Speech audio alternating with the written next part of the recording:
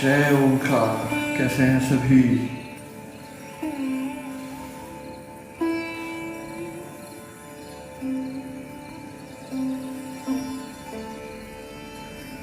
Hope all fine, all good.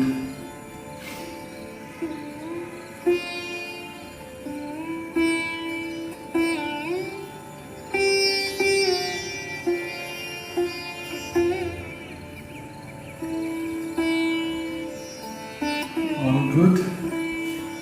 नमस्ते जी।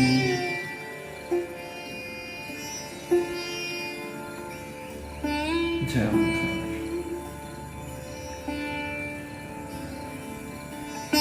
So how's all? कैसे चल रहा है ध्यान? नमस्ते राधिका जी।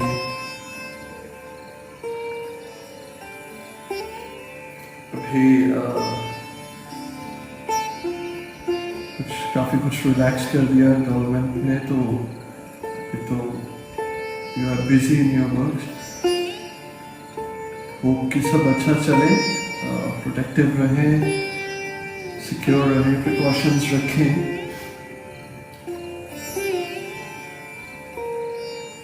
जय भोले बाबा की जय।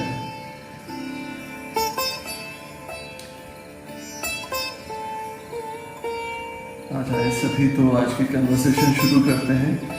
आज की conversation it's a bit different, थोड़ा सा हटके है। आज एक इशू को हम डिस्कस करेंगे, किड्स और पेरेंट्स रिलेशनशिप को। तो उसके रिगार्डिंग आज कुछ बात होगी, और उसके बाद में कुछ क्वेश्चंस, कुछ क्वेरीज होंगी, and at the end we do some meditation technique.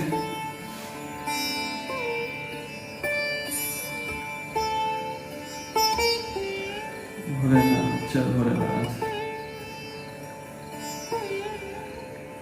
जय हो मोनिका जी, रेखा जी, सभी आ जाते हैं।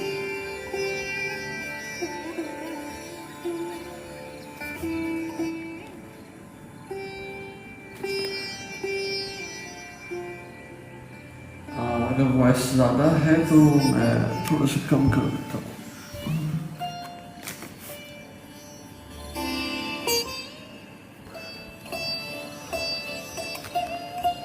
Hope it's fine now.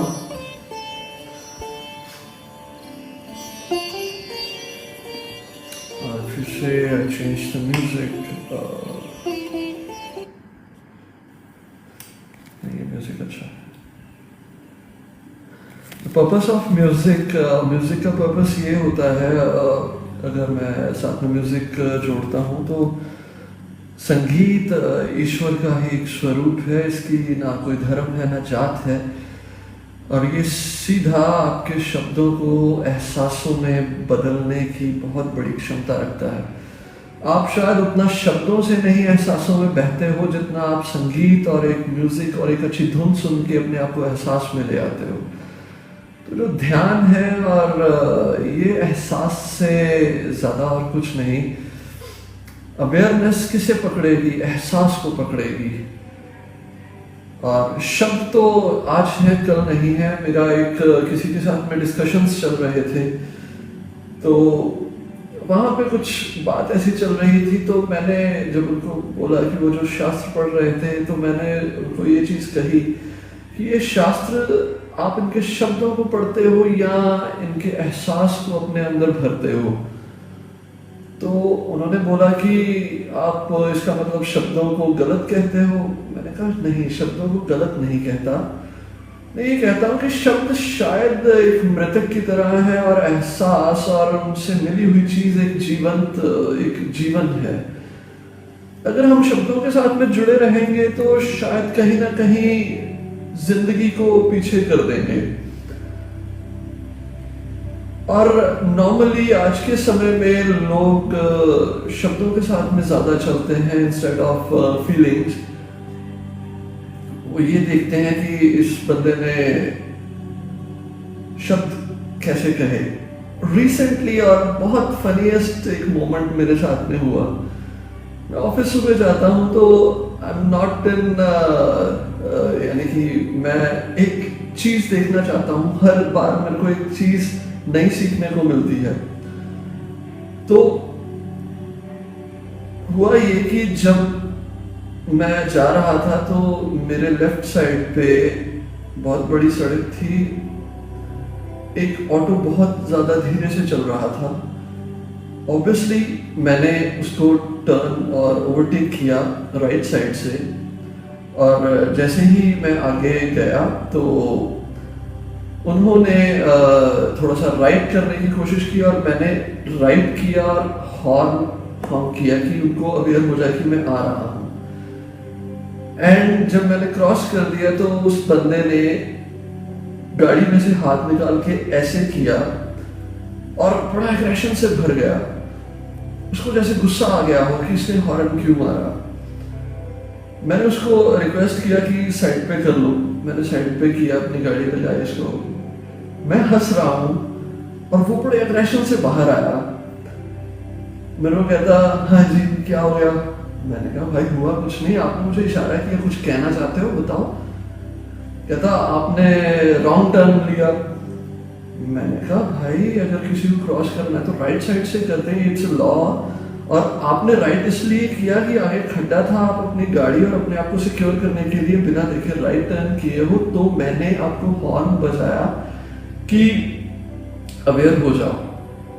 आपने हॉर्न बड़ा ऊंची बजाया। मैंने कहा हॉर्न नहीं बजाया, मैंने कोई गाली तो नहीं दी, हॉर्न लगाया इसी वजह से होता है कि अवेयर कर दूं। कोई भी अगर आपकी गाड़ी में भी हॉर्न है तो वो जस्ट अवेयरनेस के लिए कि आई एम क्रॉसिंग और आप अवेयर हो जाओ कि यहाँ पे मत आ जाना। गाड़ियां उठा लेते हैं, ये कर लेते हैं। मैंने कहा एक काम करो प्लीज। कहते क्या? मैंने कहा ये मेरा नंबर है, मुझे कॉल कर देना। क्यों, शिकायत करनी है? मैंने कहा नहीं, मैंने आपको मिलना है दोबारा। कहते क्यों मिलना है? मैंने कहा बस मिलना है। कहते क्यों, आपने अगर शिकायत नहीं करनी तो मिलना है क्यों है मेरे से? मैंने कहा आप डर क्यों रहे हो? मैं आपको अपना नंबर दे रहा हूं और आप मुझे कॉल कर दो, and I promise to you कि मैंने सिर्फ आपको मिलना है आपके घर में आके, और कहीं नहीं है, या तो आप मेरे घर आ जाइए। कहते क्यों? मैंने कहा सिर्फ आपको कुछ चीजें समझानी है। क्या समझाना है? मैं नहीं ऐसे आता, मैं ऐसे नहीं जाता। एंड आई एम स्माइलिंग और मैं हंस रहा हूँ। फिर मैंने उसके चेस्ट पे हाथ रखा, काम, बिल्कुल काम हो जाओ, कुछ नहीं हुआ, ऑल फाइन, आप जाना है आप जा सकते हैं। शायद उसको ये समझ में नहीं आया होगा कि ये हुआ क्या, कि उस बंदे ने शायद लड़ने के लिए उतरा और लड़ाई हुई भी नहीं, और मैं उसके घर का पता मांग रहा था, उसको दोबारा मिलना चाहता था। एक स्वभाव बन जाता है, जब आपका एक स्वभाव ऐसा बन जाता है कि अगला बंदा जब चिल्लाता है या उसके अंदर द्वेष और घृणा होती है, तो क्यों होती है? तो उसको समझाना चाहता था कि इन चीजों से उठना चाहिए, बट कहीं ना कहीं एक इंसान थोड़ा सा इन चीजों से भी घबरा जाता है। पता है कि नॉर्मली जितने भी हमारे धर्म हैं, अगर उन धर्मों के भगवान अगर दोबारा जिंदा हो जाए तो वो भगवान को एक्सेप्ट नहीं करेंगे, क्योंकि एक इंसान अपने से नीची चीज को एक्सेप्ट करता है। वो इसलिए करता है कि क्योंकि वो एक्सेप्ट करने के बाद में भी उससे ऊपर है। वो अपने से ऊपर की चीज को एक्सेप्ट भी नहीं कर सकता, क्योंकि वो अपने आप को कहीं ना कहीं नीचा देख लेता है।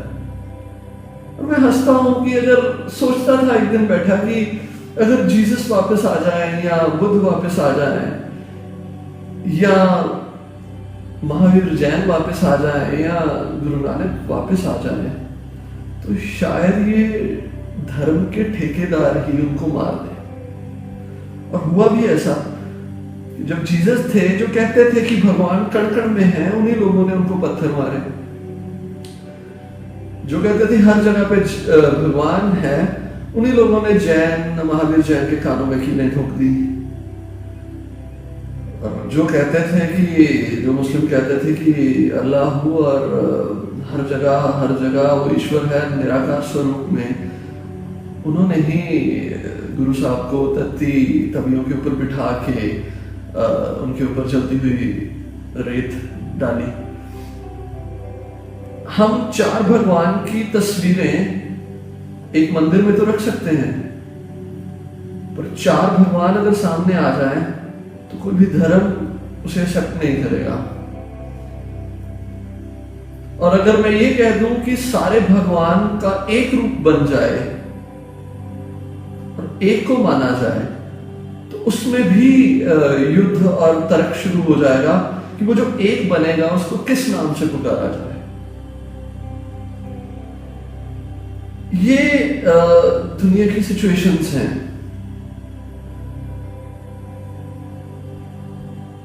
इस वजह से कहीं ना कहीं हमें इन चीजों से ये सीख लेना चाहिए कि हम जिस दुनिया में रह रहे हैं कहीं ना कहीं उसकी एजुकेशन और उसमें जो ज्ञान है उसमें कुछ ना कुछ गड़बड़ाहट है। तो ऐसे ही कुछ इश्यूज हैं। जो आज का इशू है वो ये है, क्या एक पेरेंट्स और बच्चों के बीच का ये इशू है। वो इशू ये है कि क्या बच्चों को लाइफ का डिसीजन अपने आप लेने देना चाहिए या नहीं लेने देना चाहिए।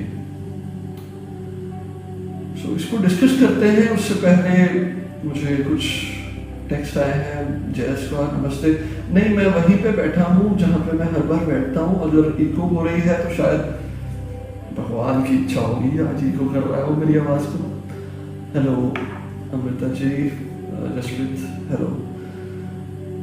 सो डिस्कशन आज ऐसी चलती है कि एक टॉपिक ये है और उसके बाद में एक बड़ा अच्छा क्वेश्चन और भी है, वो बाद में डिस्कस करेंगे। क्या हम अपने बच्चों को खुद डिसीजन दे सकते हैं? उनको इतनी फ्रीडम दे सकते हैं कि वो अपनी जिंदगी का खुद डिसीजन लें? क्या ये अच्छी चीज है या बुरी चीज है? इस चीज में, इसके रिगार्डिंग आप क्या कहना चाहेंगे? अगर मैं आप लोगों से पूछूं तो सबसे पहले आप बताइए, आप क्या कहना चाहेंगे? क्या बच्चे अपनी जिंदगी का डिसीजन खुद लें या ना लें? पहले आप अपनी बताएं, क्योंकि हर एक इंसान की अपनी अपनी सोच है। मेरी सोच हो सकता है आप लोगों के साथ में कतई ना मिले, हो सकता है कईयों के साथ मिल भी जाए, हो सकता है कि मेरी बातें कईयों को बहुत बुरी लगे, हो सकता है मेरी बातें कईयों को बहुत अच्छी लगे। तो आज उसी चीज को सॉर्ट आउट करने के लिए हम यहाँ पे बैठे हैं। उसके बाद में कुछ और क्वेश्चंस और फिर ध्यान करेंगे। तो बताइए आप क्या सोचते हैं? बांध कर नहीं रख सकते हम बच्चों को? यस, इट्स अ बाउंडेशन। पहली बात तो हमें कहीं ना कहीं बच्चों की मेंटालिटी को जानना बहुत ज्यादा जरूरी है। एक एजुकेशन होना बहुत ज्यादा जरूरी है of the decision itself, whether it's of parents or children's, my view. After getting adult, let them live by their own choices. Yes, बिल्कुल ठीक। मैं अपनी जिंदगी का कुछ समय यूरोप में गुजारा हूँ और मैंने यूरोप में ये चीजें देखी हैं कि वो कहीं ना कहीं बाउंडेशन से दूर हैं। वो बाउंडेशंस मैरिजेस की हो, वो बाउंडेशंस पेरेंट्स की हो, इन चीज़ों से वो दूर हैं और कहीं ना कहीं वो एक्सप्लोर भी करते हैं और उनका जिंदगी जीने का जो कह सकते हैं वे, वो बहुत ही अलग है और मेरे हिसाब से उम्दा है। मेरे हिसाब से लेने देना चाहिए, क्योंकि कई बार बच्चे बड़ों से ज़्यादा सही डिसीजन ले लेते हैं। हमेशा बड़े सही और छोटे गलत नहीं होते। कई बार बच्चे पेरेंट्स को जीना सिखा देते हैं। एक्जेक्टली, दिस हैपेंस, ये चीजें होती हैं। बट आज भी कई लोग ऐसे हैं जो मैंने देखा है, जो ये समझते हैं कि नहीं, आपको कोई तजर्बा नहीं, कोई एक्सपीरियंस नहीं, आप कुछ नहीं कर सकते। और मेरे आगे ये चीज आती है, अगर उनसे पूछा जाए कि जिंदगी के पहला इंसान, उसको तजुर्बा देने वाला कौन था? Self experience. बच्चों को उनके बचपन से ही छोटे छोटे डिसीजन लेने की हैबिट डालनी चाहिए, ताकि बड़े होके बड़े डिसीजंस खुद ले सकें। We can suggest and guide them, बिल्कुल सही। Whatever good or bad, it's God decision. All is good. सभी बहुत अच्छा कह रहे हैं। पेरेंट्स का एक्सपीरियंस बच्चों से अलग होता है, गलत नहीं, बस अलग होता है। एग्जैक्टली जैसे मैंने बोला कि जिंदगी का हर एक इंसान अपनी जिंदगी के हिसाब से बना है, तो उसकी जिंदगी की सोच दूसरे को कैसे थोप सकते हो? नहीं थोपा जा सकता।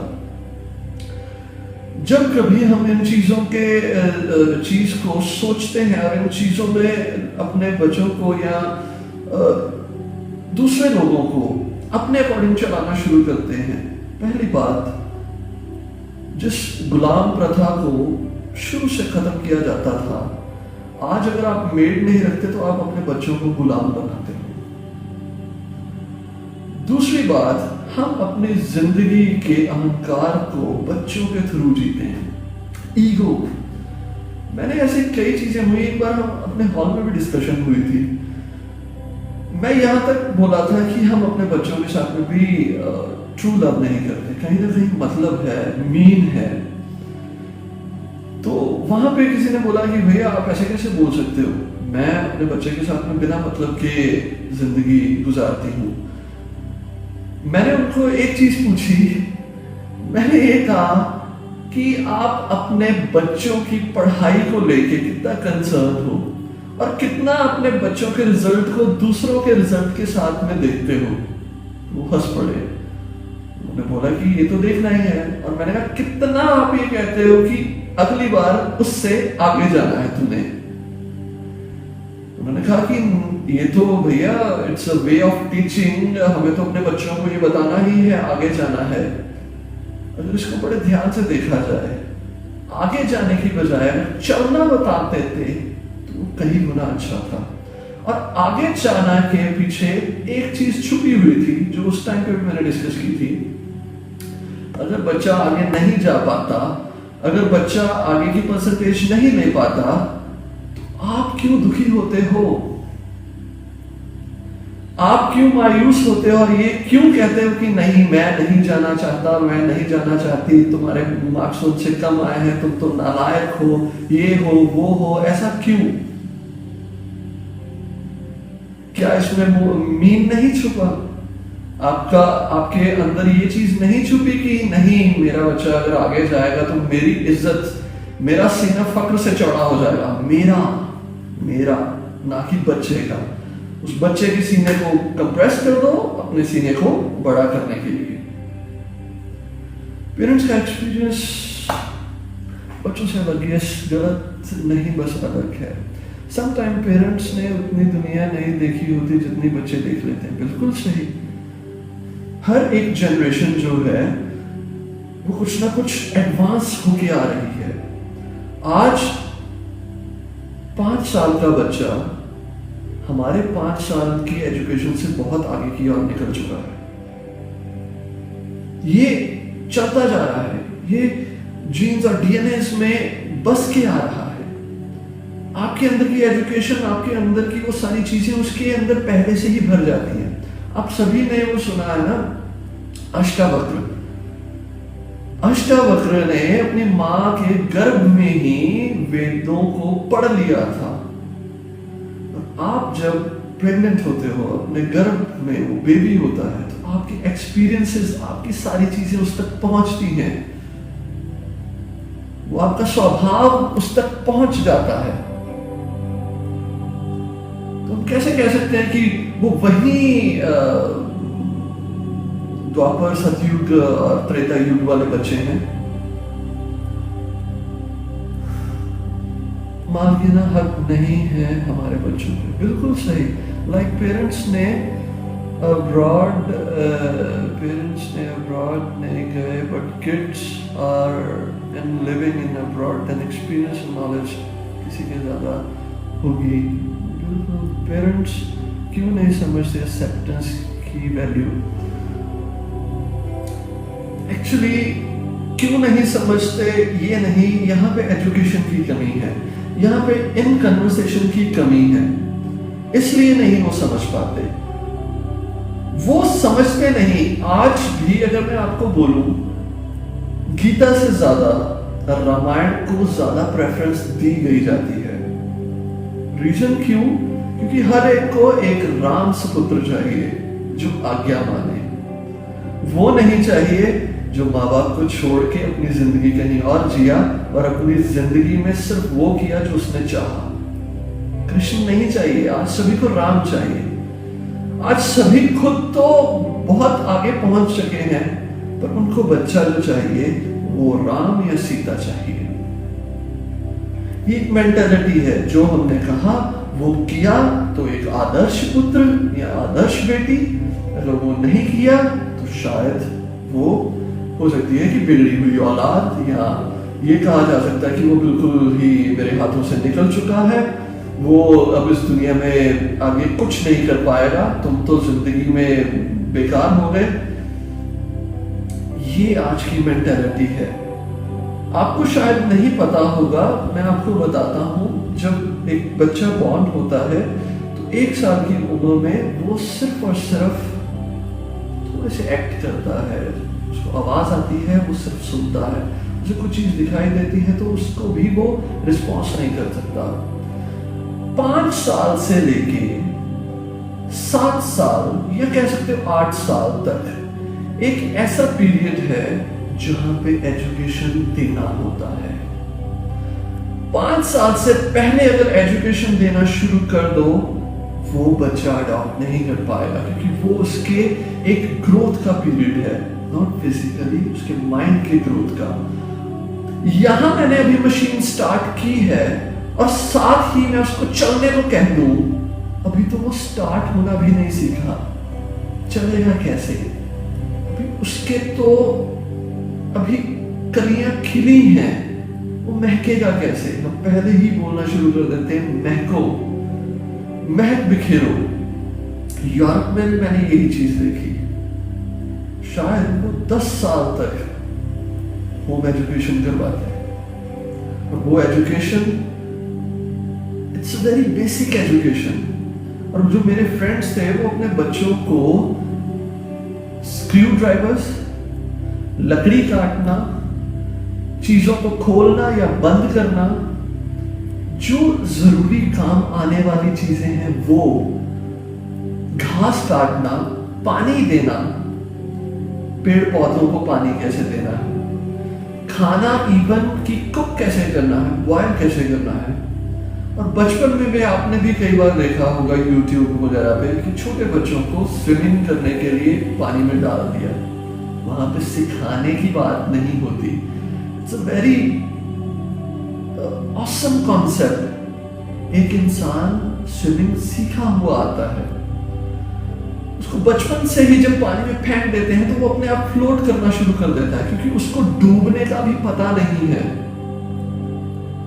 यहां पे हमारी उम्रें निकल जाती हैं और फिर कहते हैं यार स्विमिंग सीख लो, और सारी उम्र ये सीखा होता है कि पानी डुबाता है, तो जाने से पहले ही डर जाता है। जिसे अभी ये पता ही नहीं कि डूबना होता क्या है, उसे पानी में डाल दो, बिना डर के उस चीजों में तैर जाता है। दैट इज कॉल्ड फ्रीडम, और that is called self education. यहां पे उसका तैर जाना ही उसकी एजुकेशन है। पर मैं ये नहीं कहता कि उसको छोड़ दिया जाए, मैं ये कहता हूं कि एक पेरेंट्स को या गार्डियंस को वो बेसिक एजुकेशन देनी चाहिए, जो एजुकेशन से वो ये जान ले कि मैंने जिंदगी किस ढंग से जीनी है। चाकू से सब्जी काटना नहीं सिखाना चाहिए, चाकू से यह सिखाना चाहिए कि ये काटता है। अब काटना किसको है, सब्जी को या उंगली को, ये आप देखो। अग्नि जलाती है, उसी अग्नि से खाना भी बन जाता है, उसी अग्नि से किसी इंसान को जलाया भी जाता है। ये एजुकेशन देनी जरूरी है, ना कि ये कि आग से घर जल जाएगा, आग से सारी चीजें चल जाएंगी, छोड़ दो माचिस, माचिस को नहीं पकड़ो, ये अभी गलत है, तुम्हारा अभी माचिस जलाने का टाइम नहीं आया। जबकि ये बताना चाहिए कि इट्स अ फायर, जलाओ उसे, जला के उसके हाथ में दो। जब उसके हाथ में वो नजदीक पहुंचेगी तो गर्म लगेगा तो अपने आप छोड़ देगा। आपको ये सिखाना नहीं पड़ेगा कि जब उंगली जल जाएगी तो उंगलियां खोल देना। ये एजुकेशन उसके अंदर है, वो खोल देगा।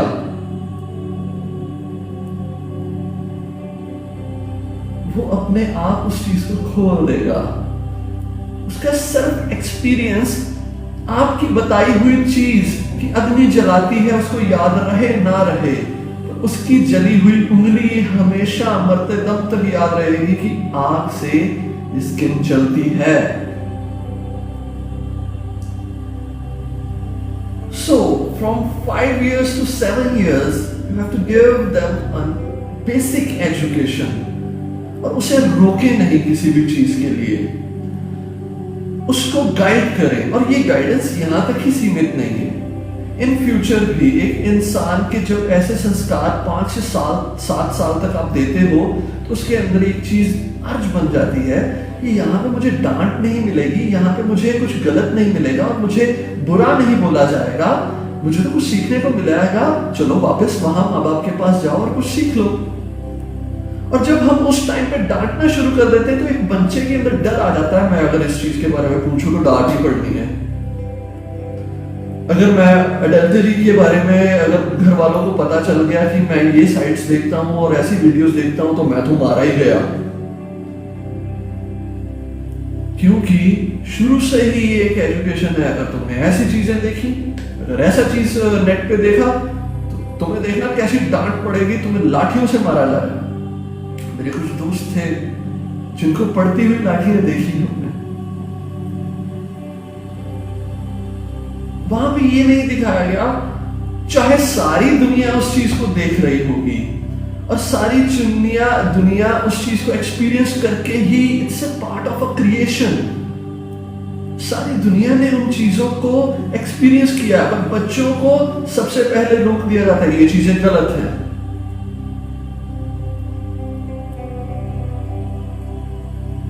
बच्चे बहुत ज्यादा इन चीजों में प्रेशर पे हैं, वो हर एक चीज को गलती मान के बैठे हुए हैं, और जब उनसे ये गलतियां हो जाती हैं तो वो अपने पेरेंट्स से छुपाते हैं, और जब ये चीजें छुप जाती हैं और पकड़ी जाती हैं तो पेरेंट्स उनको मारते हैं। उनको देख के ये पता चल जाता है, देखा ये गलत ही था। मैं एक एग्जांपल देता होता हूं कि जब एक लड़की पैदा होती है, उस लड़की को बचपन से ये सिखाया जाता है कि किसिंग गलत है, हक गलत है, ये चीजें गलत है, all these sites are bad, which shows you the adultery stuff and all, ये सब चीजें गलत हैं। सारी उम्र एक कमरे में उनको छुपा के रख दिया जाता है, और जब वो एक ऐसी एज में आ जाते हैं जिस एज में उनकी मैरिज होनी होती है, आज तक का सारा गलत चीजें तो माँ बाप खुद ही अपनी बच्ची को कहते हैं, जाओ, आपको धकेल दिया, गो फॉर हनीमून। 21-22 साल तक जिस चीज को आपने गलत कहा, बाद में उसी को आप करने के लिए खुद भेज देते हो। क्या आप सोच सकते हो उस इंसान के मन में क्या दुविधाएं चलती होंगी? वो क्या सोचता होगा कि जिससे मैंने प्रेम करना है, अगर वो मेरे साथ में वो चीज करेगा जो बचपन से मुझे बताया गया गलत, भाई मेरा हस्बैंड तो इट्स इविल पर्सन।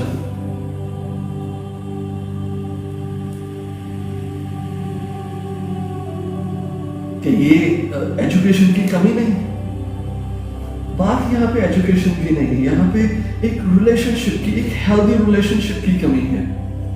एक पेरेंट्स और एक बच्चों की हेल्दी रिलेशनशिप की कमी है। वहां पे ये रिलेशनशिप को कहीं ना कहीं आज के समय में बदलना होगा। They only want कि बच्चे उस इंसान से दूर हो जाएं। यस, जो उन्हें पसंद नहीं, हो सकता है कि उस इंसान ने आपके साथ में कुछ गलत किया हो। You only educate to them कि मेरे साथ में उस इंसान ने ये किया, now it's your decision, you want to go with them और नॉट। वहां पे वो खुद अपनी कॉन्शियस को अलाउ करोगे।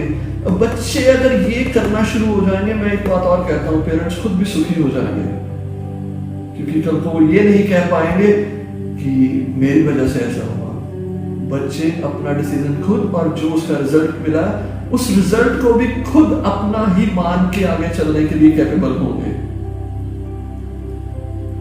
आज जो कहते हैं कि आपकी वजह से आपने ये चीजें रोक दी, नहीं तो मैं जिंदगी में बहुत कुछ करना चाहता था,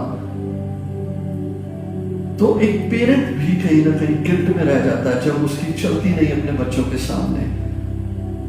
पेरेंट ये कहते हैं कि शायद मुझसे कुछ गलती हुई, मैंने कुछ ना कुछ रोक दिया, मैंने कहीं ना कहीं कुछ चीजें रोक दी हैं।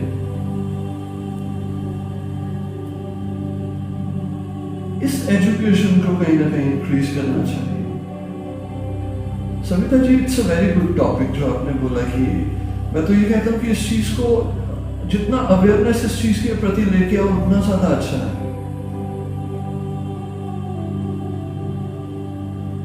समटाइम्स दोनों लोग सही होते हैं, बट पेरेंट्स की वजह से अपनी लाइफ में बहुत कुछ गवा देते हैं। एग्जैक्टली, बिकॉज वहां पे दो नहीं कई सदस्यों की सोच आ जाती है, जिससे हम अपनी सोच को पीछे कर देते हैं और कई डाउट्स आ जाते हैं। वो डाउट्स हम तो कहीं से चले जाए ना, वहां पे आपको कोई देख भी ले और आपके बारे में कुछ बात कर दे, आप डाउट से भर जाते हो, आप अपने डिसीजंस को छोड़ देते हो। यार शायद ये चीज सच्ची में सही नहीं है। ये तो बहुत दूर की बात है, जब घर में ये सारी चीजें होनी शुरू हो जाती हैं तो कहीं ना कहीं वो डाउट्स सच का रूप धारण लेते हैं और आप उस चीज के ऊपर ट्रस्ट कर लेते हो। मेरे पेरेंट्स ने मुझे शुरू से इन चीजों से पीछे रखा है। I am totally free from my teenage.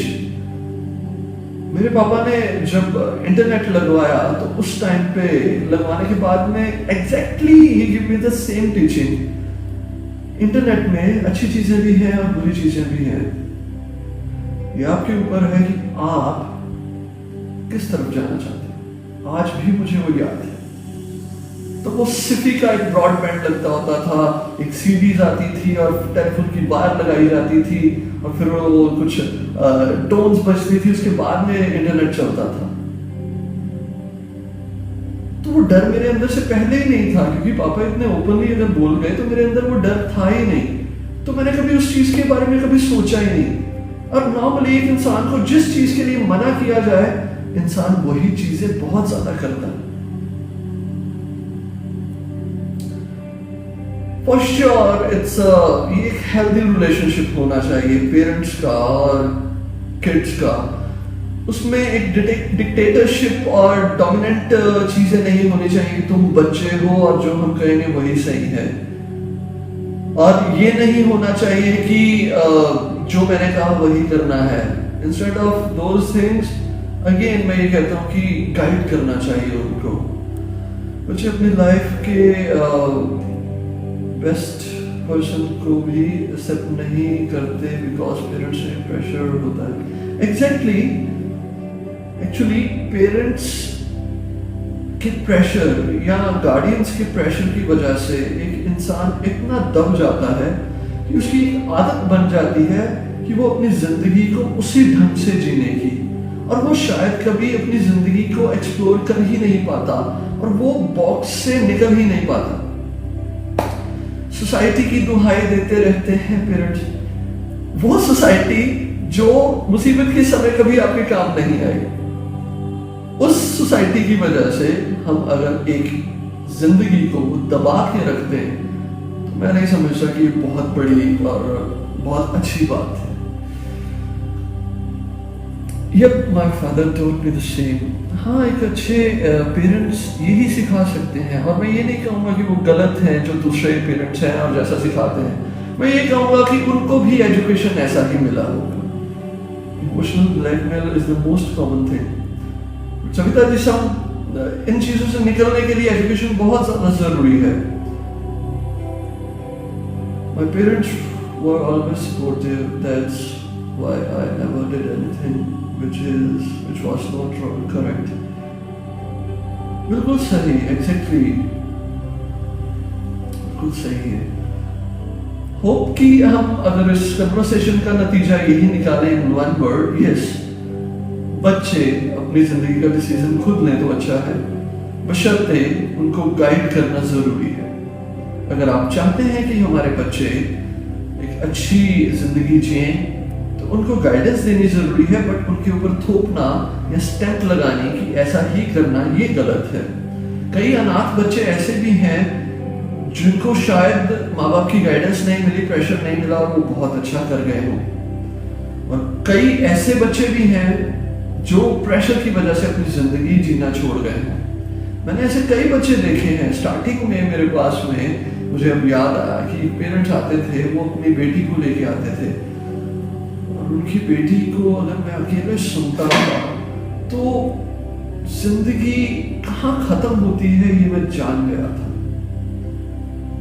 उनके पेरेंट्स को भी अलग से समझाया, उन्होंने सिंपली यही कहा कि नहीं, ऐसा नहीं, बेटी है, लड़की है, इसको ऐसा ही हम रख पाएंगे। तो कई बार ये चीजें बहुत मुश्किल हो जाती है। How can we educate parents? उनको एजुकेट हम इसी एक्सपीरियंस और इसी टॉक से ही कर सकते हैं। जब कभी आप ऐसी चीजों को देखो तो उनको अकेले बैठ के समझाओ, या एक ग्रुप में एजुकेशन का प्रोग्राम चलाओ जिसमें यही चीजों की गाइडेंस दी जाए। You are a very good social worker, आपने बहुत चीजों को, आपके सराउंडिंग बहुत ऐसे पर्सन्स हैं जो आपको सपोर्टिव हैं, उनके साथ में एक अच्छी सी मीटिंग करो जिनमें यही फंडे के ऊपर काम किया जाए।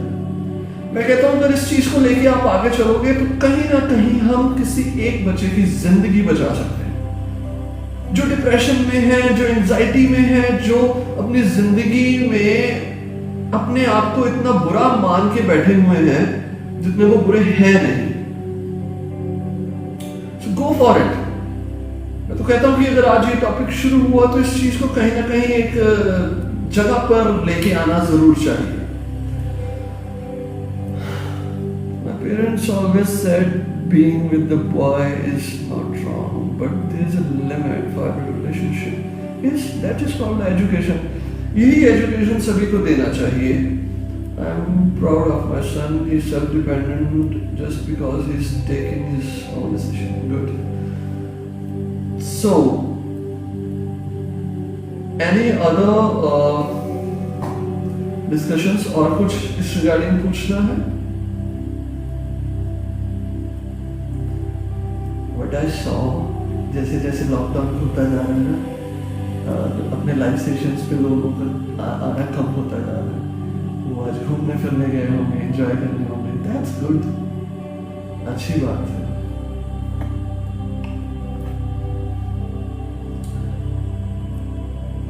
Savita ji, do one thing more, एक छोटा सा एक ग्रुप तैयार कीजिए जिसमें आपको जहाँ पे भी पता चले, ये तो हम करते ही हैं, ये फिजिकल हम हेल्प करते हैं, मेंटली हील करने के लिए भी डोनेशन चाहिए। वो donation it's not for money, it's for education. Education donation दीजिए, आप डोनेट करो एजुकेशन। कुछ एक ग्रुप बनाओ जिस ग्रुप में जहां पता लगे कि कुछ ऐसा इंसान है जो डिप्रेशन में है ड्यू टू पेरेंट्स, और कुछ पेरेंट्स डिप्रेशन में ड्यू टू किड्स। वहां पे जाके उनको काउंसलिंग किया जाए, उनको समझाया जाए।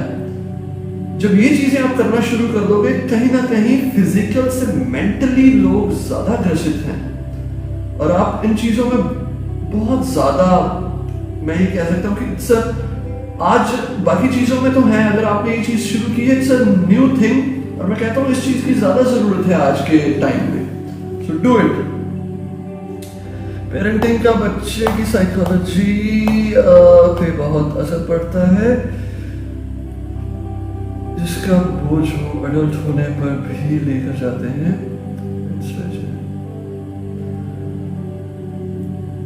जी Nishu ji, if you want to join, Savita ji, एक अच्छा, यू आर डॉक्टर, आप अच्छा और भी चीजें बता सकते हो, और अपने ग्रुप में, अपनी फैमिली में बहुत सारे डॉक्टर हैं, ठीक है? सो इवन डॉक्टर्स नहीं, हीलर्स भी हैं, बहुत चीजें हैं, बहुत अच्छे अच्छे लोग हैं यहाँ पे। अपनी फैमिली तो भरी पड़ी है खुश लोगों से, और अगर हमारी फैमिली ही कहीं जाके इन चीजों को ठीक करे तो और क्या चाहिए।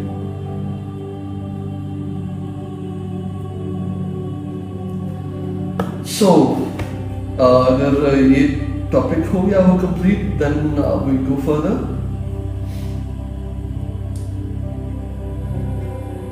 सो अगेन हम स्पिरिचुअलिटी की ओर चलते हैं, और अगेन एक बहुत अच्छा क्वेश्चन आया मेरे पास में। वो क्वेश्चन ये है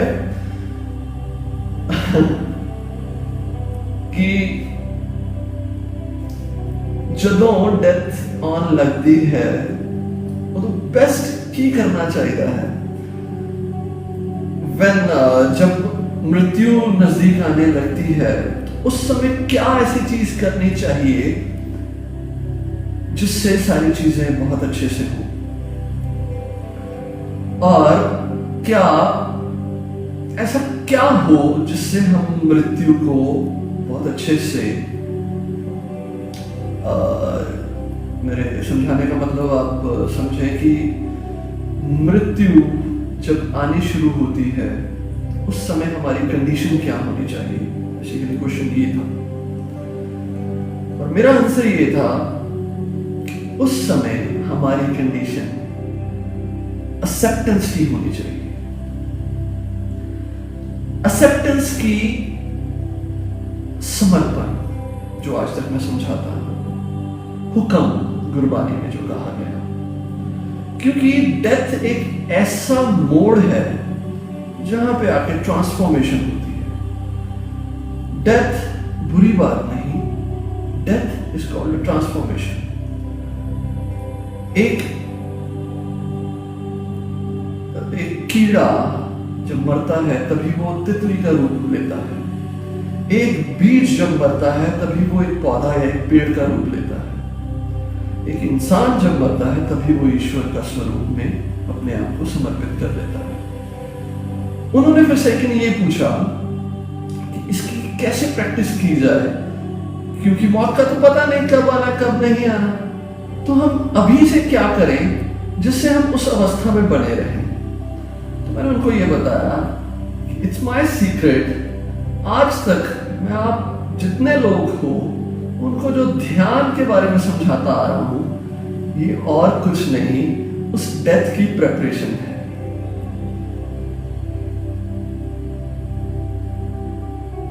आज तक हम जितने भी ध्यान की कलाएं करते आए हैं, जो ध्यान करते आए हैं, जो अपने माइंड को शून्य करते आए हैं, it's a preparation for our death. क्योंकि ध्यान ही मृत्यु है। अगर ये मैं ओपनली कहूं तो शायद कोई ये कहेगा कि भाई ये तो मृत्यु की बातें करता है, ये तो मौत की बातें करता है, हमने तो जिंदगी जीना है, हम मृत्यु में नहीं जीना चाहते, हम तो जिंदगी में जीना चाहते हैं। पर उनको ये नहीं पता जिंदगी मृत्यु का ही एक हिस्सा है। अगर आप मौत को नहीं समझ पाए तो जिंदगी को आप कतई नहीं समझ पाओगे। हम अगर सागर के भीतर को नहीं समझ पाए तो सागर के ऊपर के तले को भी नहीं समझ पाएंगे। तो ये चीजें बहुत गहन है और इन चीजों की एजुकेशन होनी बहुत ज्यादा जरूरी है। अब जैसे ये क्वेश्चन उठा, जब उनके अंदर ये क्वेश्चन जब उठा होगा तो उनकी अवस्था क्या होगी? शायद वो कहीं ना कहीं उस मोमेंट में पहुंचे होंगे या उनको ये चीज हुई होगी, तभी उन्होंने ये क्वेश्चन पूछा। और जब उनको ये चीज बताई गई कि अब आज तक जो चीजें करते आए हैं वो प्रैक्टिस ही थी, तो उनके अंदर की ये बोझ कि हम क्या करें जिससे हम मौत को बड़े अच्छे से आलिंगन ले लें, हक कर लें, तो उनके ऊपर से तो बोझ उतर गया होगा। We are already doing meditation. और उस मृत्यु के क्षण में अगर आपके अंदर 100% अवेयरनेस हो जाती है, आप अपने शरीर को मरता हुआ देखते हो, तो आपके साथ में एकदम से एक ऐसी चीज आएगी कि जो देख रहा है वो तो मर ही नहीं रहा। तो आप जागे हुए मरेंगे, और जो जागा हुआ मरता है वही जागा हुआ जन्म लेता है। जैसे बुद्ध जागे हुए जन्म लिए, गुरु नानक जागे हुए जन्म लिए, जितने भी साधु संत हुए हैं वो जागे हुए मरे और जागे हुए ही वो जन्म लिए। और जो जाग के जन्म लेता है वो ही आगे की जिंदगी में ये मुद्दों को समझ सकता है। वो चाहे बच्चे और पेरेंट्स का मुद्दा हो, वो सोशल कॉज हो, ये सारी चीजें एक जागा हुआ ही पुरुष कर सकता है। सोशल एक्टिविटीज भी जिस इंसान ने पिछले जन्मों में अपनी जिंदगी में कुछ जाग गए हो, वही दूसरों का दर्द समझ सकते हैं। और वही दर्द वो ये जानते हैं कि उस दर्द को मिटाने के लिए कुछ लेना नहीं है, सिर्फ देना है। और उसी को सच्चा प्रेम कहते हैं। सेवा ही सच्चा प्रेम है।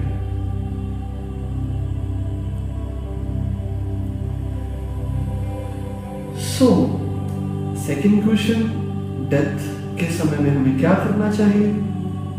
डेथ के समय में हक करनी चाहिए डेथ को, और इतने अवेयरनेस के साथ में डेथ को देखना चाहिए कि आप उस डेथ को भी वेलकम करें, डरे नहीं। जिंदगी अगर बुरी हो तो उससे परे हो जाओ। जिंदगी का जो क्षण आपको अच्छा लगे, जिंदगी का जो क्षण आपको बुरा लगे, उससे साइड कर लो, और जो जिंदगी का क्षण आपको अच्छा लगे उसमें बह जाओ। इन दोनों कंडीशन में सिर्फ एक जागरूकता रखोगे तो आपकी जिंदगी खुशियों से भर जाएगी। ना दर्द होगा, ना पीड़ा होगी, ना दुख होगा, ना चोट लगेगी, ना कोई आपके ऊपर हक जता पाएगा, ना आपको कोई डोमिनेट कर पाएगा।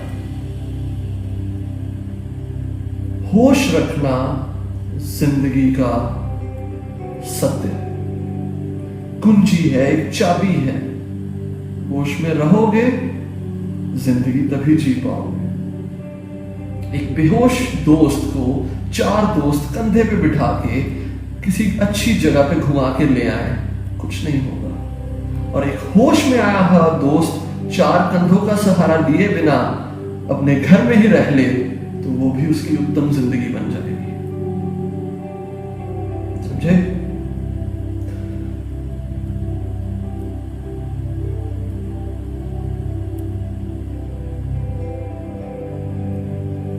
नहीं, अपने दर्द के लिए सविता जी किसी को पुनिश करना ये सही नहीं है। यहाँ पे बेसिक कॉन्सेप्ट ये है कि हमारा दर्द किसी और से नहीं आया, अपने से ही आया।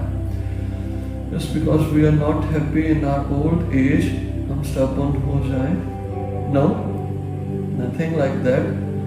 सब मरो रो क्योंकि मैं रो रही हूँ या मैं मर रही हूँ। That's totally ये गलत है, ऐसी चीजें नहीं होंगी। कहीं ना कहीं वो आज आपके ऊपर इल्जाम लगा रहे होंगे तो कल ना कल किसी और के ऊपर लगाएंगे, और जब ये डेथ वाला सीन आएगा ना, तब किसके ऊपर इल्जाम लगाया जाएगा? जो आज ये कहते हैं कि तुम्हारी वजह से ऐसा हुआ, वो डेथ के टाइम पे किसे कहेंगे? अगर चलो उस टाइम पे कह भी दिए, तो जिस एग्रेशन में वो मृत्यु में जाएंगे, उसी एग्रेशन में जब पैदा होंगे वो एग्रेशन ही रहेगी। मैं एक बात बताऊं, एक कहानी बताऊं। वो कहानी ऐसी है कि शायद आप लोगों ने सुनी होगी बहुत बार। एक बहुत बड़ा जालिम डाकू था, वो हर एक को लूटता था। वो जंगल में रहता था, तो वहां से कोई भी गुजरता था तो उसको लूट लेता था और लूट के वो मार भी देता था। एक बार एक फकीर वहां से निकलने लगा। फकीर का झोला था, झोले में कुछ भी होगा। उस डाकू ने सोचा कि फकीर है, जरूर इसने कहीं से कुछ पैसे लिए होंगे, अब तो मैं ये भी लूटूंगा। तो उसने उसको रोका, रोक के बोला कि मैं जो भी झोले में है वो मुझे वापस दे, मुझे दे। फकीर था, फकीरों के साथ में टक्कर लेनी आसान नहीं होती। उस फकीर ने अपने झोले में से एक माला निकाली, उस माला के बीज को तोड़ा, बोल दिया कि बीज में, बाहर से तो ये बीज है, अंदर जो भी है, जो पेड़ है वो पेड़ निकाल ले। सबसे पहले तो वहां पे टूटा वो।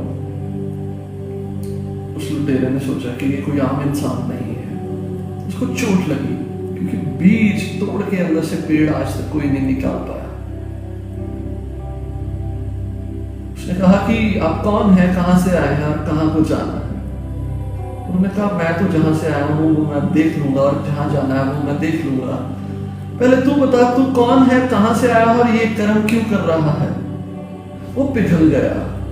उसने उस फकीर से बोला कि देखो, मेरा भी परिवार है, मेरे भी बच्चे हैं, मैंने भी उनको पालना है, तो मैं ये सब जो कर रहा हूं अपने बच्चों के लिए कर रहा हूं। फकीर ने बोला कि चल ठीक है, जो तू कर रहा है वो अपने परिवार और बच्चों के लिए कर रहा है, तो ये गलत काम है। कहता मुझे पता है ये गलत है और मैं नरक ही जाऊंगा, पर मुझे अपने घर वालों के लिए करना होगा। उस फकीर ने कहा कि चल एक बात बता, तू जिस परिवार और जिन बच्चों के लिए ये काम कर रहा है, जब तू नरक जाएगा, क्या तेरे नरक जाने के हिस्सेदार वो होंगे जिनके लिए तू नरक जाएगा। सोच में पड़ गया। उसने कहा कि समझा नहीं। उसने कहा कि तू इतनी हत्याएं कर चुका, इतनी लूटपाट कर चुका, जितने तेरे कर्म बन चुके, जब आखिरी समय में तेरा उन कर्मों का हिसाब होगा, क्या उस हिसाब में तेरे घर वाले या तेरे बच्चे या तेरे माँ बाप, बड़े बूढ़े, वो तेरे हिस्सेदार होंगे? क्या वो बांटेंगे इन चीजों को? कहता मुझे तो पता ही नहीं। उन्होंने कहा जा पूछ के आ। दूसरी चोट से यहां पे लगी। वो भागा गया अपने घर जाके। पहले उसने अपनी बीवी से पूछा कि बीवी इधर आके मुझे बता, मैं तेरे लिए इतना कुछ करता हूँ, लूट के पैसे लाता हूँ, तुझे अच्छा खाना देता हूँ, इतने कपड़े देता हूँ पहनने के लिए, जब मुझे आखिरी समय में लेके जाना होगा, क्या तू मेरे बाप के हिस्सेदारी में शामिल होगी? उसकी पत्नी ने कहा क्यों, मैं क्यों शामिल हूं? हो सकता है तुम पहले चले जाओ, तो उसमें मैं तेरी वजह से थोड़ी ना पाप में आके खुद जाऊंगी। मैंने तो अपनी जिंदगी जीनी है। टूट गया। उसने अपने बच्चों से पूछा, बच्चों यही क्वेश्चन मैं तुमसे पूछता हूं, क्या तुम मेरे पाप के हकदार बनोगे? बच्चों ने कहा पापा मुझे तो पता भी नहीं आप क्या करते हो, मुझे तो इतना पता है कि आप खाने के लिए ले आते हो और पैसे ले आते हो, और आप क्या करते हो मुझे तो पता ही नहीं, और मैं क्यों आपके पाप के हिस्सेदार बनूं? दूसरी जगह पे भी टूटा। फिर उसने अपने बूढ़े माँ बाप से पूछा क्या आप ऐसा कर पाओगे? माँ बाप ने कहा देख बच्चे, हमारी तो अभी उम्र ही बहुत कम रह गई, पता नहीं आज है या कल को चले जाएंगे, तू तो कभी बाद में मरता होगा तो मरता होगा, हमें आज ऐसी बातें कह के हमारा जो स्वर्ग में टिकट बुक्स हैं की गई हैं उनको खराब मत कर, हम ये तो सोचना भी नहीं चाहते। वो मायूस होके वापस आया, और जब मायूस होके वापस आया वो फकीर वहीं पे बैठा हुआ था। उसने कहा कि कोई नहीं जाएगा मेरे साथ। तो कहते फिर तू क्यों कर्म कर रहा है दूसरों के लिए, अपनी जिंदगी क्यों बर्बाद कर रहा है? तू दूसरों के लिए अपनी जिंदगी के इतने कर्म किए, तुझे पता भी था ये गलत है, फिर भी क्यों?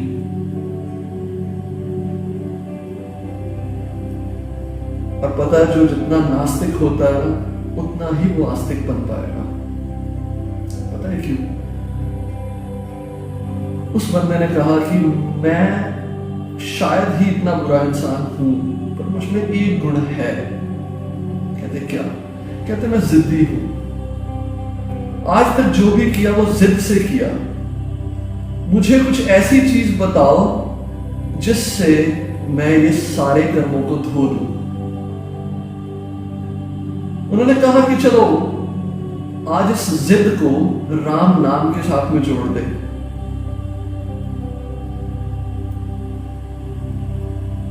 उसने कहा कि करना क्या होगा? कहा कि अपनी बची हुई जिंदगी में सिर्फ और सिर्फ राम का नाम लेना होगा और दूसरों को राम का नाम की एजुकेशन देनी होगी, और ये जो आज मैंने तुझे बताया कि बांटना होगा। तो कहते हैं उसको राम के नाम का तो पता नहीं था, वो राम राम कहता कहता मरा मरा पे आ गया। पर उसकी जो जिद थी वो शायद जब आखिरी पल में फकीर उसके पास में आया दोबारा, तो वो हैरान रह गया। वो फकीर से भी ऊपर हो उठा था, क्योंकि उसने अपने भीतर से वो चीज कर ली थी।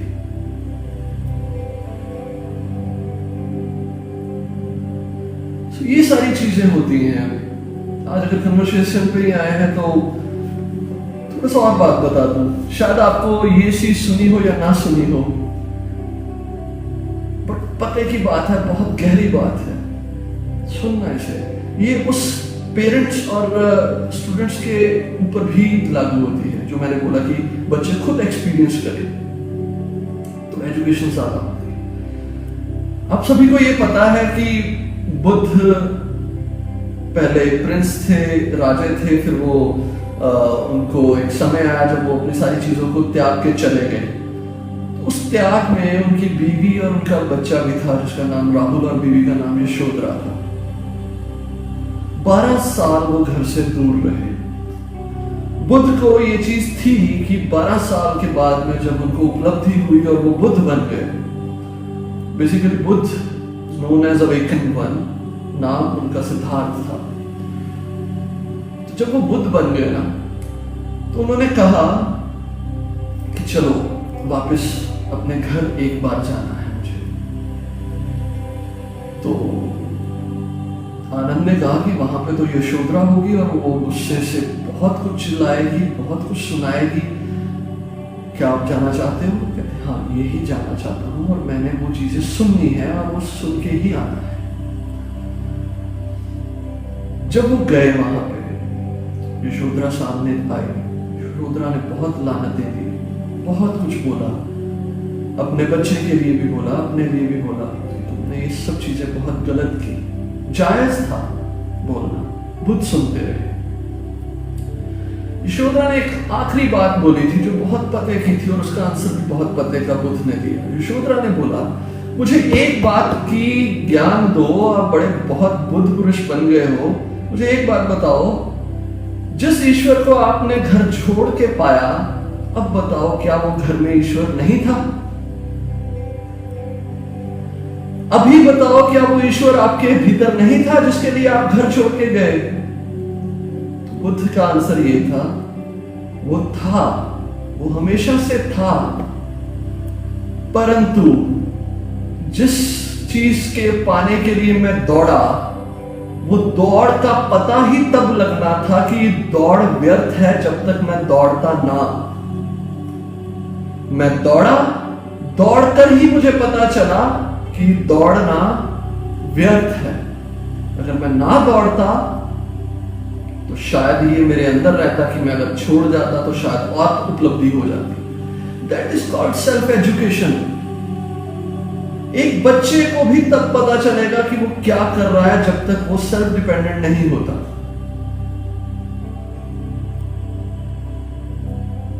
तो यशोधरा ने उसी समय उनके आगे हाथ जोड़ दिए कि आप सत्य कह रहे हैं। उसके बाद में उनकी वाइफ और उनके बच्चे भी उनके शिष्य हुए। हर वो चीज जो बुरी है तब तक नहीं आपको बुरापन का एहसास दिलवाएगी जब तक आप उस चीज को एक्सपीरियंस नहीं कर लोगे। हम किसे बुरा कहते हैं और किसे अच्छा कहते हैं, ये हर एक इंसान की खुद की उपलब्धि है। एक गरीब गाड़ी चलाते हुए इंसान को बुरा कहता है कि देखो वो इंसान बुरा है, उसने पता नहीं कितनों को रौंद के गाड़ी चला रहा हो, पर वो गाड़ी चलाने वाला हवाई जहाज चलाने वाले को बुरा कहता है। सो दैट्स द वे, यही एजुकेशन हमें देनी है लोगों को। डन? और कोई क्वेश्चंस और कोई क्वेरीज? देन थोड़ा सा ध्यान की विधि में उतरेंगे।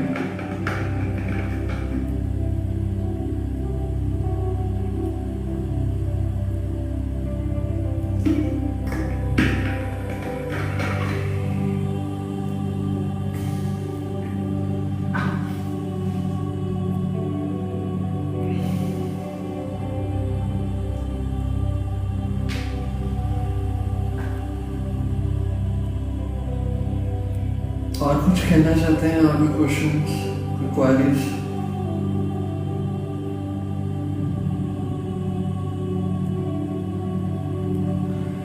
Monika ji, you said everyone is evil in someone's stories.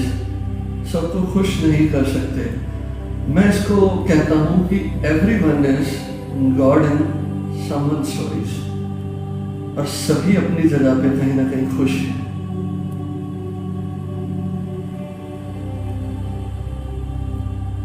So how to deal with the aggressive teens, anger, and their mood swings? आपने डील करना ही क्यों है जो चीज आपको चाहिए नहीं? पहली बात तो ये बताओ Amrita ji, why you want dealing with that thing जो आप चाहते नहीं हो?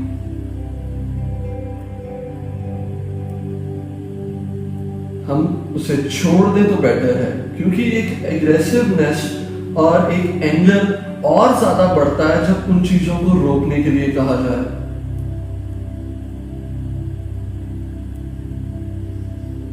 ठीक है? तो जो टीन्स हैं, there are some scientific reasons, उनके हार्मोन्स चेंज होंगे, सारी चीजें हैं। हम उन चीजों को नहीं, वहां पे सिर्फ और सिर्फ एजुकेट किया जा सकता है। फॉर एग्जाम्पल, अगर जिसकी बात आप करते हो उनको मेरे पास में लेके आओ, तो मैं उनसे पूछूंगा भाई आप गुस्से में क्यों हो? नॉर्मली जैसे मैं काउंसलिंग करता हूँ और मेरे पास में लोग आते हैं, बच्चे भी आते हैं, तो वो मुझे कुछ ऐसी बातें बताएंगे जो वो माँ बाप से शेयर नहीं करना चाहते। इसलिए शेयर नहीं करना चाहते क्योंकि उनके अंदर शायद ये एक वहम है कि ये बातें मॉम डैड से नहीं की जा सकती। भैया मैं आपके साथ में तो ये बात शेयर कर लूंगा, पर मॉम डैड के साथ में नहीं ना कर सकता मैं। चलो बात है क्या बताओ? पता है मेरी ना एक गर्लफ्रेंड है, मेरी उसके साथ में तनाव चल रहा है। अगर मैं घर में बता दूंगा ना कि मेरी गर्लफ्रेंड है, वो तो मार मार के घर से निकाल देंगे, क्योंकि वो मुझको समझेंगे नहीं। मेरा तो प्यार हो चुका उनके साथ में। अच्छा कोई बात नहीं, चलो वो मैटर अलग हो गया। अब तो ये बता कि गर्लफ्रेंड के साथ में तनाव क्या है। वो बहुत सारा एक्सपेक्ट करते हैं, ऐसा करते हैं, वैसा करते हैं, जो मैं चीजें नहीं कर पाता हूँ। देन मैं उनको एक रेमेडी दूंगा, आप ऐसे कर लो। फिर वो होगा कि उनको वो चीजें सॉर्ट आउट करनी आ जाएंगी। वो सॉर्ट आउट जैसे होंगी वो खुश हो जाएंगे। खुश हो जाएंगे तो आप कहोगे यार देखा वो भैया के पास में लेके गए थे, उन्होंने ये चीजें ठीक कर दी। नॉर्मली मेरे काउंसलिंग सेशंस में मोस्टली यही चीजें होती हैं। वो स्पोर्ट्स मैटर हो, भैया मैं तो कहीं खेलने जाना चाहता हूँ पर घर वाले जाने नहीं देना चाहते, पर मैं उनको मना भी नहीं कर सकता। फिर जब मैं मना नहीं करता हूँ तो मैं घर में चुपचाप बैठा रहता हूँ। मैं वो कहते हैं कुछ है, मेरे से वो कुछ जाता है, क्योंकि मेरे दिमाग में सोच वही चलती जाती है। तो ऐसी चीजें मैं कैसे अपने पेरेंट्स के साथ में डिस्कस करूं, क्योंकि उन्होंने तो मुझे साफ मना कर दिया है कि तू नहीं जाएगा खेलने के लिए, तू इंटरनेशनल या नेशनल लेवल पे बाहर नहीं जाएगा, तू घर से बाहर नहीं निकलेगा। देन हाउ मैं डील कैसे करूं?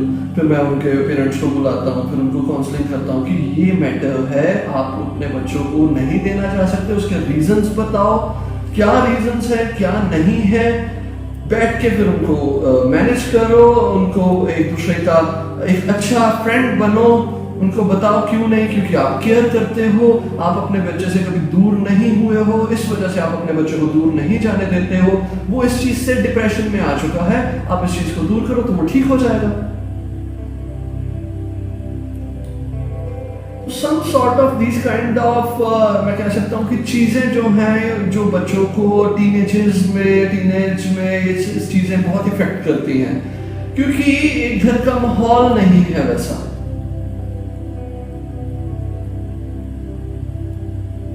ठीक है? In my son, my toxic relation is a reason.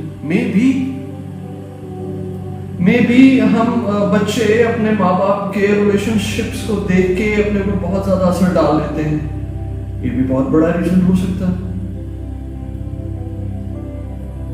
And in fact sometimes कई बार ये भी रीजंस मेरे सामने आते हैं।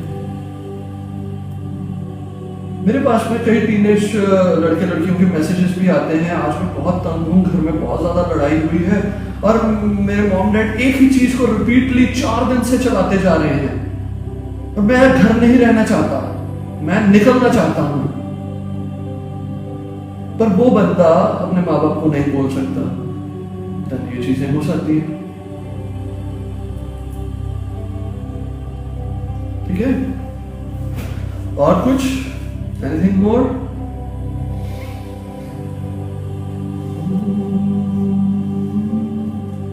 होप कि आज काफी चीजें क्लियर हो गई होंगी, जो जितने भी सुन रहे होंगे या बाद में भी सुनेंगे, इन चीजों को देख के काफी चीजों को अडॉप्ट करना चाहें तो अपनी जिंदगी और अपने बच्चों की जिंदगी या अपने पार्टनर्स की जिंदगी को बहुत अच्छे से कर सकते हैं।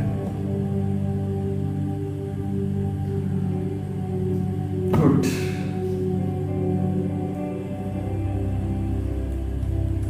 आज मैं आपको सेल्फ डूइंग मेडिटेशन के बारे में समझा देता हूं, क्योंकि ये मैं मेडिटेशन शायद ना करवा पाऊं, क्योंकि इसको करने के लिए आपको एक जगह चाहिए। It's a very beautiful meditation, बहुत अच्छी मेडिटेशन है। इस सेशन के बंद होने के बाद में आप इसे कर लेंगे, क्योंकि इसमें मेरे बोलने की जरूरत नहीं है। ठीक है? थैंक यू सर, थैंक्स भैया।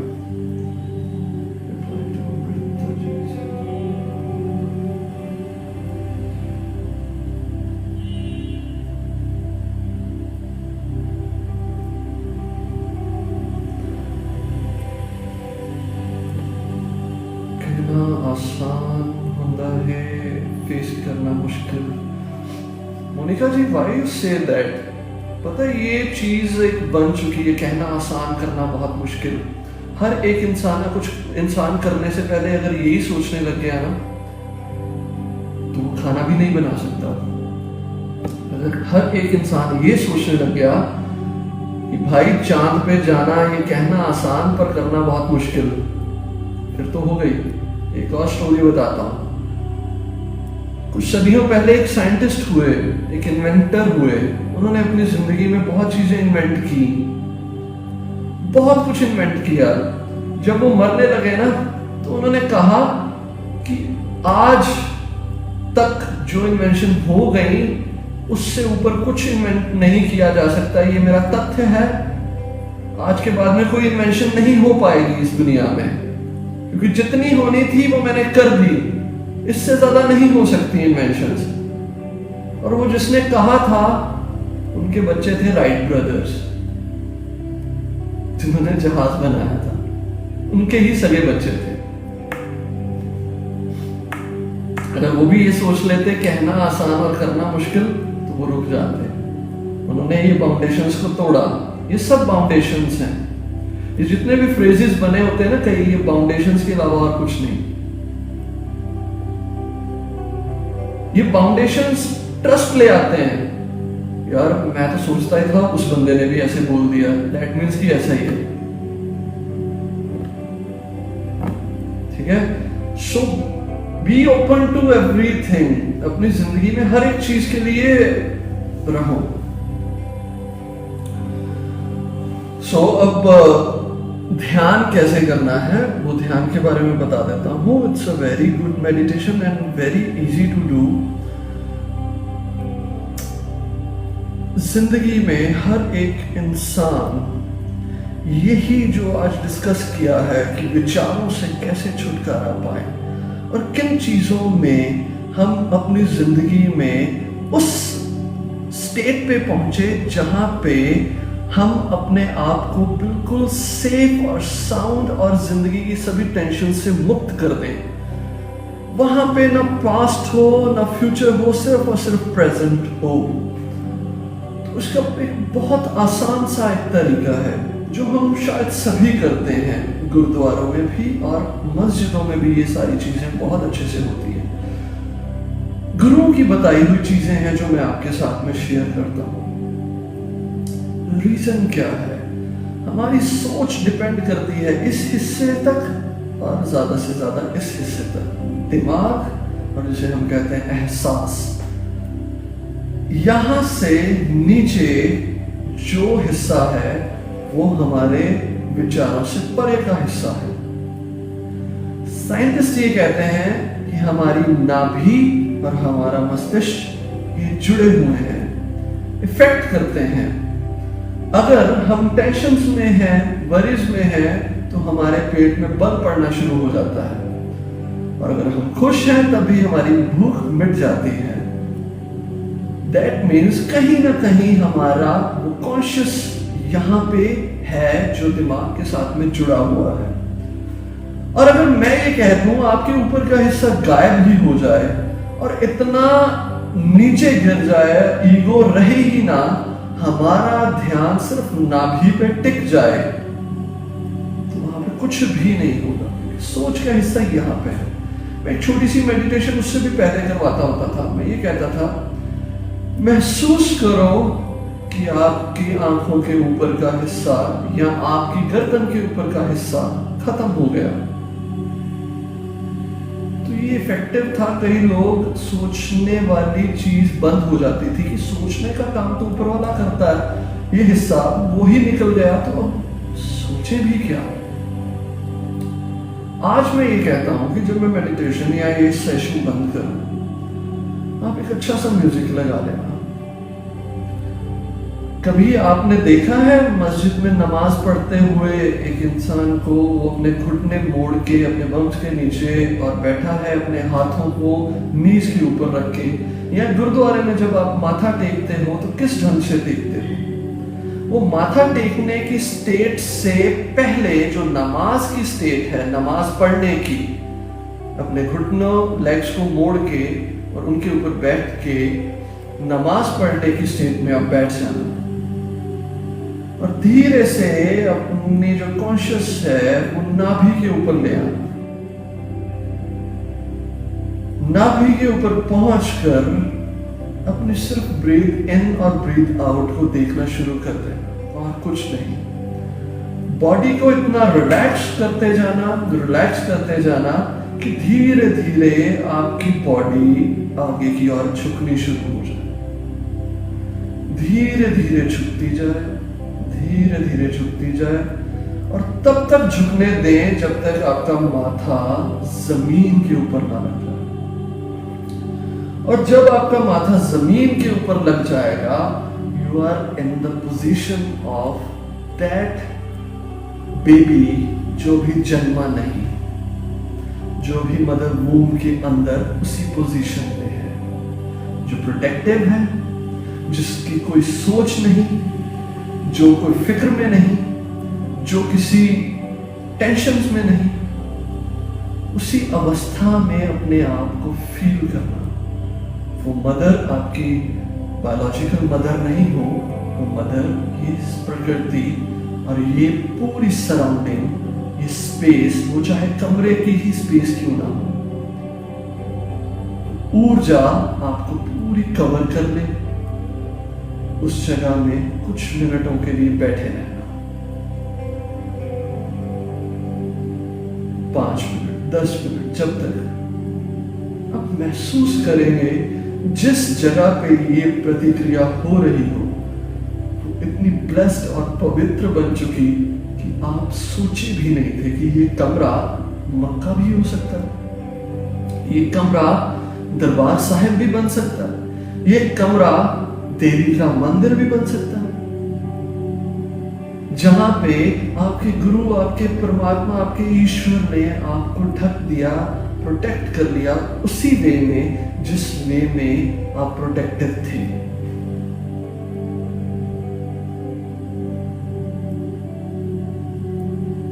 लेग्स मुड़ी हो, सर जमीन पे लगा हो, हाथ ऐसे हो, बिल्कुल छोटे उस बच्चे की तरीके से। डू इट फॉर सम,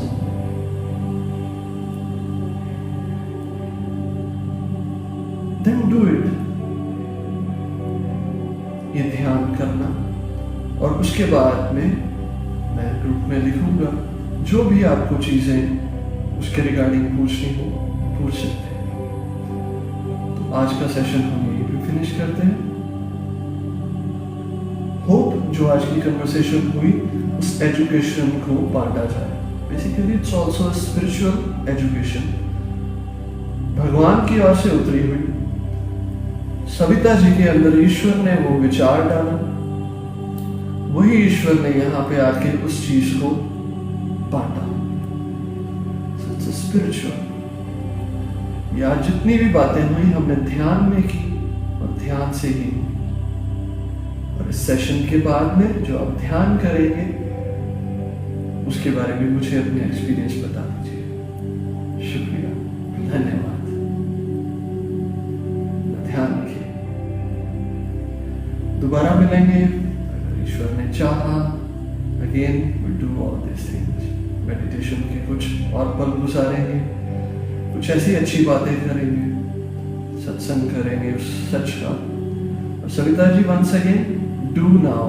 अब इस चीज को अगर छेड़े हो तो करके पहुंच जाए इस चीज के ऊपर, ठीक है।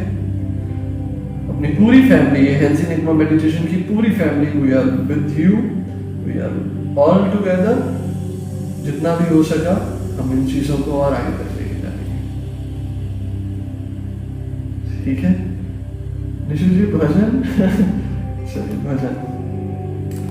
Then do it for a few moments. Relax yourself. Relax करें, कुछ डीप ब्रीदिंग करें, रिलैक्स करें, अपने मोबाइल को छोड़ दें। Monika ji exactly, thumbs up. So relax करें, अपने मोबाइल फोन छोड़ दें, बिल्कुल रिलैक्स करें।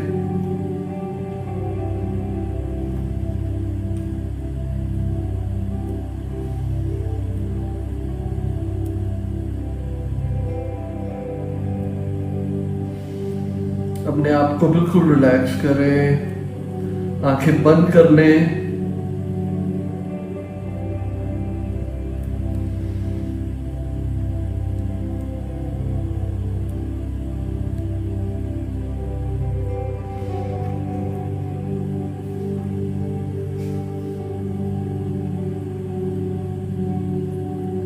आंखें बंद, गहरी लंबी सांस लें। 3, मैं आपके साथ में करूंगा। 4 गिनेंगे तो सांस भीतर लेंगे, 4 गिनेंगे तो सांस रोक के रखेंगे और फिर छोड़ देंगे। और जैसे ही छोड़ेंगे अपने आप को बिल्कुल रिलैक्स कर देंगे। और आज इस ध्यान के साथ साथ एक विनती होगी उस ईश्वर की कृष्ण रूप में, उस भजन के साथ। लंबी गहरी सांस भरें, 1 2 3 4, रोक लें, 1 2 3 4, छोड़ दें। जैसे सांस छोड़े, पांव से लेके सर तक एक ऐसी लहर दौड़ जाए कि आपका शरीर बिल्कुल शांत और रिलैक्स हो जाए। फिर एक लंबी गहरी सांस लें, 1 2 तीन, चार, सांस रोक ले। एक, दो, तीन, चार और छोड़ दें। जितने रिलैक्स हुए उससे दुगने तिगने रिलैक्स हो जाएं। पांव से लेके सर तक शांत। आपकी बॉडी बिल्कुल डीप रिलैक्सेशन में होती जाए, डीपर रिलैक्सेशन। पूरी बॉडी को वॉच करें, पांव से सर तक कहीं कोई तनाव ना हो, कहीं कुछ भी रुका हुआ ना हो। ऊर्जा बहती जाए, आप रिलैक्स होते जाएं। समर्पित कर दे। चाहे तो उसी अवस्था में बैठ जाए जिस अवस्था में मैंने बोला, और अपने आप को धीरे धीरे जमीन पे अपने सर को लगाना शुरू कर दे। समर्पित कर दे, जैसे आज वो ईश्वर के आगे अपने आप को समर्पित कर दे। आखिरी और गहरी, चाहे वो झुकते हुए दे, लंबी गहरी सांस। एक, दो, तीन, चार, रोक ले। एक, दो, तीन, चार, छोड़ दें। आराम से सांस छोड़ें और उसके साथ साथ अपने सर को जमीन पे लगने दें। ध्यान मणिपुर चक्र पे, नाभि के ऊपर। गहरे गहरे गहरे डीप रिलैक्सेशन में हो जाए, जैसे आप उस ईश्वर के आगे झुक गए हो। वो ईश्वर आज आपको एक बच्चे की तरीके से कवर कर लिया हो। आप सिर्फ और सिर्फ अपने आप को छोड़ दिए हो उसके आगे, और वो ईश्वर आज कृष्ण के रूप में आपके आगे आ गया हो। और आपके भीतर से एक प्रार्थना, एक अर्ज़ोई, एक अरदास, एक प्यारे रिश्ते का भजन कि वही माता है, वही बंधु है, ये बह जाए। इस भजन में बह जाने दें अपने आप। छोड़ दें, आंखों से आंसू बहते हो, बह जाने दें। रो दें आज उसके सामने, जैसे आज वो आपके सामने हो, और आप बह जाने दें अपने एहसासों को, बह जाने दें अपने आप को।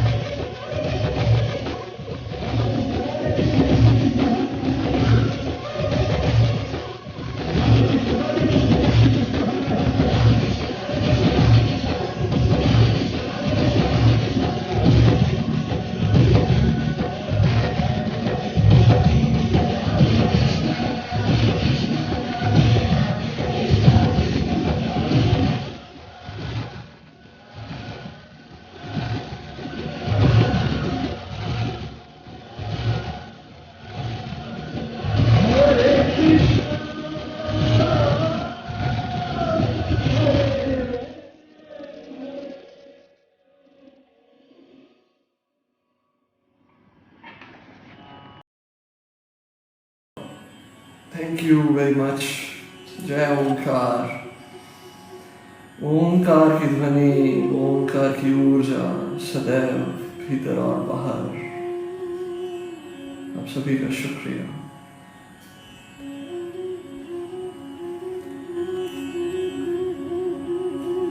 Feeling good? अच्छा फील कर रहे हैं?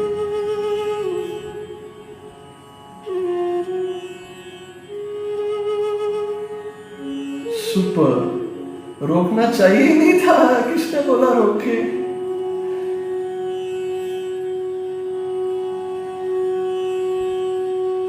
खुश रहो, सभी खुश रहें, खुशी से अपनी जिंदगी जिए। फूल बिखेरते रहें, फूल जो अपने अंदर आज भरे ये बांटते रहें सभी को। नाचते रहें, गाते रहें, चेहरे पे खुशी बनी रहे। बहुत कर लिया इधर उधर का सब कुछ, अपने लिए बस करें। वो काम करें जो खुशी दे, वो काम कतई ना करें जो दुख दे।